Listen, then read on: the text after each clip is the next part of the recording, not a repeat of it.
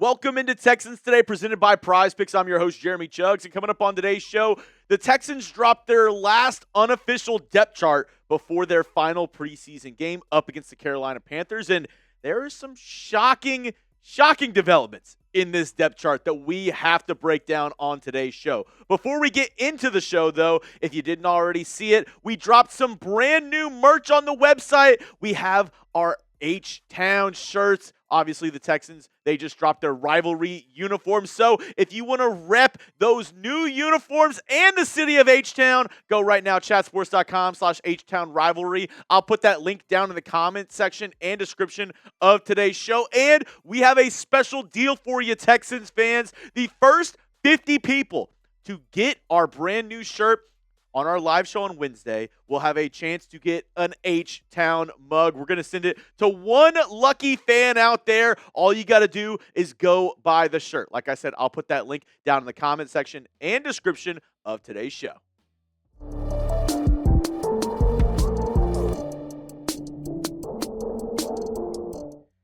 As I mentioned, we are going to be breaking down the Texans' unofficial depth chart, their last unofficial depth chart before we start the regular season. Joint practice is tomorrow up against the Carolina Panthers, and I know y'all probably can't see this, so I'm going to go ahead and get off screen, and I'll allow y'all to see a larger picture of the unofficial depth chart before I break it down. Maybe pause it if you need to, take a screenshot if you must, but I'll be breaking down my biggest I would say eye-opening things that I saw on this depth chart whenever the Texans released it. Now, I do have to mention a couple things. One, obviously the Texans, they are working out Taius Bowser right now, according to Adam Schefter. So he might get added to this depth chart. You never know. Also, the depth chart doesn't reflect the trade that the Texans already made with Kayshon Boutte. It still has Jaylen Reed in there. No Kayshon Boutte yet, so those things will be, I guess, implemented on a new depth chart whenever the Texans are ready to get into week one. But as of right now, they are not changed on the depth chart. Jaylen Reed is still on there. No Kayshon Boutte, but obviously we know the Texans made that trade yesterday because you're subscribed and you have your notifications on here at Texans Today. All right, let's get into my biggest shockers on the depth chart, and maybe it's because it hasn't been updated to have Kayshon Boutte in there, but Justin Watson had one of these starting spots on this Texans depth chart in terms of the receiver room. There was 3 receivers on there, and Justin Watson was one of the starters. And not really shocking because the Texans, they're just kind of adding a third guy in there at this moment. But is this meaning that he's a lock to make the 53-man roster? Because he made the 53-man last year, was a part of this Texans team last year, and I think shocked a lot of people. Could that happen again this year where he makes the 53-man? Because I'm not going to lie, I didn't really have it in the cards as him being somebody to be a lock on this roster. I very much had him on the bubble. So the fact that they had him in a starting role on the depth chart, I know it's an unofficial depth chart, but still, like I said, pretty shocking to me. And I do think Kayshon Boutte would be the guy over him if all things were even today, if he was on the roster, if, this was going into a regular season game. I think, he would have the upper hand over Justin Watson once they're both out there, once they're both practicing, but not according to John McClain. This is what he had to say after the Kayshon Boutte trade. Kayshon Boutte will be on a season-long audition for his next team. The Texans will get back Jaden Higgins, who's missing the season with a torn ACL in 2027. They should have a full-speed Tank Dell next season, too, hopefully sooner, although he's nowhere near ready to play. Really? Nowhere near ready to play? That is a little bit shocking to me in that I think all indications have been that the Texans are going to try to get him back week one. Maybe, I'm being too hopeful. Maybe I'm being biased because he hasn't put together multiple practice days in a row, but I just assumed that was the Texans ensuring that he would be healthy by week one. But to hear guys like John McClain, to hear other people that are, around this organization a ton say that he's nowhere near ready, that's a little bit of a shocker, right? But at the same time, the Texans have added a ton of options in the wide receiver room. They traded for Kayshon Boutte. They signed Zay Jones. They signed Sterling Shepard. So I do wonder if they're saying, okay, well, we have all these guys we have all these options now at the wide receiver room. Possibly it makes sense to maybe let Tank Dell rest the first couple games, maybe even put him on short-term IR, which means you would miss the first 4 games of the season to ensure a healthier Tank Dell for the remainder of this year. I could see that be a possibility, but I do think once he's ready to go, he will be fully implemented onto this team. My question to you, though, is will Tank Dell play week 1 up against the Buffalo Bills? Give me a yes, give me a no down below in the comment section. And while you're down there, make sure to check out the sponsors of today's show, our friends over at Prize Picks, America's #1 sports picks app for good reason. Football, hey, we are so back. We have college football. Week 0. College football is freaking back. So if you want to win some money and watch your favorite sports, well, there's no better place to do it than America's #1 sports picks app, our friend over at Prize Picks. It's super simple to make a lineup. Just pick 2 to 6 players and go more or less on their stat projections. And something that I love about the Prize Picks app is that they always have special deals going on. And today it is Tuesday, so that means Taco Tuesday.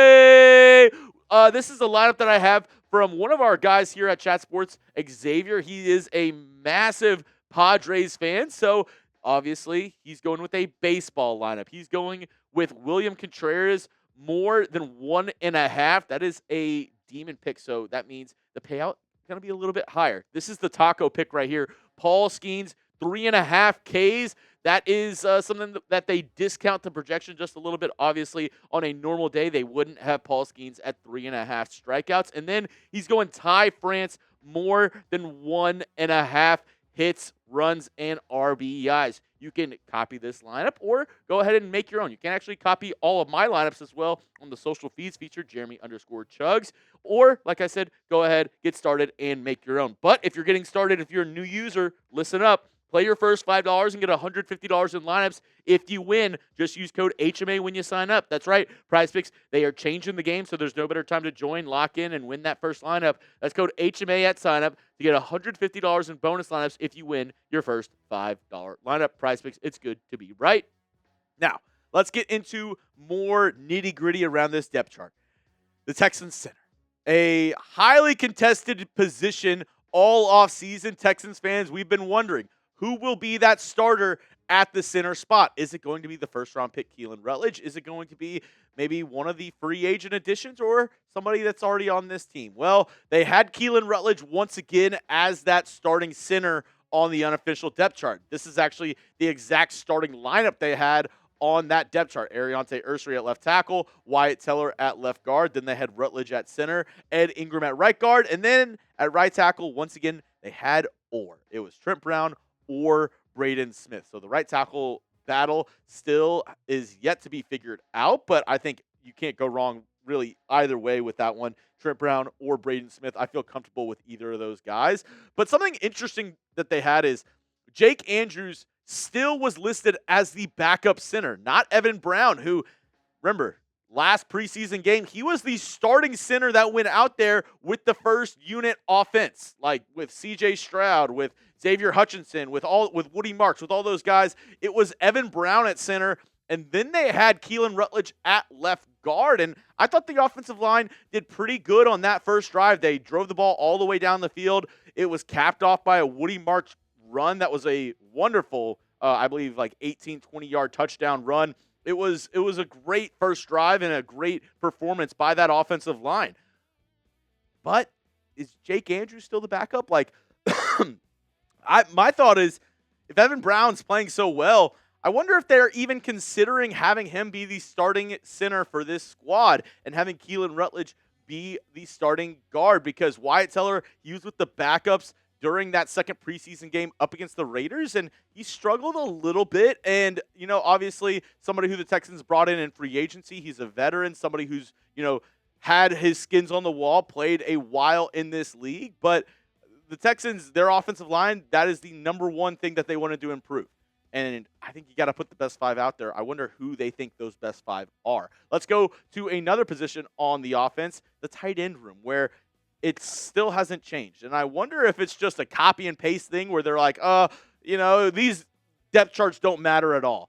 They still had Marlon Klein at tight end 5, and that isn't really indicative of how they've used him so far in the preseason, where he's been running with the ones, he's been running with the twos. I still think this is probably the tight end depth chart, and I would argue that probably Marlon Klein has done enough to put himself in position to be the tight end two. And, whenever I look at the depth chart, when I look at, who they have, right now they have Cade Stover and Brevin Jordan, who hasn't really practiced at all. He's been injured throughout the entirety of training camp ahead of Marlon Klein. And Cade Stover has actually been working a lot with the first team as the fullback. He was that fullback in that first drive whenever the Texans had that touchdown drive up against the Las Vegas Raiders. He's looked good in that position. So I do wonder, is Cade Stover the starting fullback for this team instead of maybe a tight end? Or, obviously he can do a little bit of both.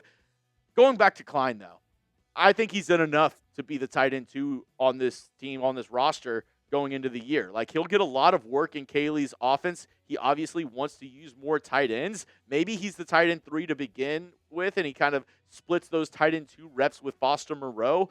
But I would project a lot of Marlon Klein being used this season because the Texans want to use more heavy sets. He's a good run blocker, and obviously showed that he can be a weapon in this receiving game. Now, let's flip over to the defensive side of the football, where something interesting that I saw, they had Jamal Hill over Aiden Fisher. Now, obviously, the depth chart looks a lot different now that the Texans, they released Marte Mapu, which that was a little bit of a shocker. He had been working a lot with the second team. I thought he, maybe not a lock, but had a good chance to make the 53-man roster. Got injured, not anymore. The Texans, they traded a 6th-round pick for him, and now they went ahead and released him. So this is what the depth chart looks like now for your Houston Texans. Wade Woodaz, he should be good. I know he broke his thumb in that game, but had successful surgery, and the reports coming from Aaron Wilson is that he should be ready to go week 1 playing with a cast. You have Azeez Al-Shire. You have Henry Toto. Jake Hansen looks like he's returning from injury and might have a chance to return by week 1. And then you have Jamal Hill and Aiden Fisher. The question is they had Jamal Hill over Aiden Fisher. Does that mean Jamal Hill has the upper hand at making this roster? If there is a cut down in that linebacker room, if they're having to make a cut, is it Hill over Fisher?